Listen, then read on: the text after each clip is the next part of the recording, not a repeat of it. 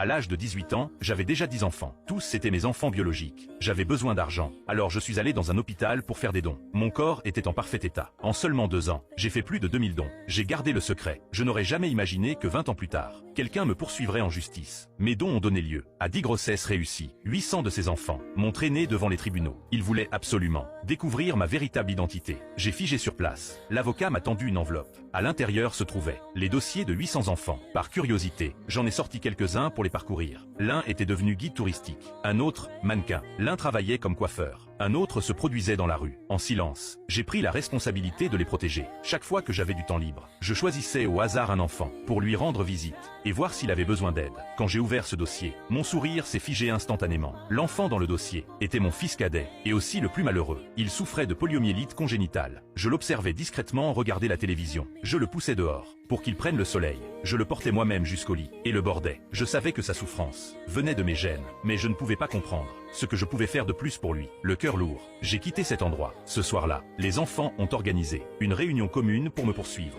J'y ai assisté en tant que père adoptif. En contemplant ces 800 visages, à la fois étrangers et familiers, mes émotions défient toute description. Bien que nous ne nous soyons jamais rencontrés, j'aimais chacun d'entre eux profondément. Quand j'ai pris la parole, j'ai été surpris par mes propres mots. Je ne vous connais pas tous ici, et vous devriez l'être. Mais vous êtes tous concentrés sur la recherche de sens. Mais quoi qu'il arrive, vous êtes tous frères et sœurs. Qu'importe s'il y en a un de plus comme vous, vous vous êtes tous retrouvés. Après cela, j'ai rejoint les rassemblements organisés par les enfants. Le jour, je jouais et riais avec eux. La nuit, j'écoutais leurs histoires. À l'aube, nous regardions le lever du soleil ensemble. Dans cette maison de retraite, j'ai révélé la vérité au plus jeune enfant. J'ai recherché l'avocat qui avait fourni les dossiers, déterminé à révéler publiquement mon identité.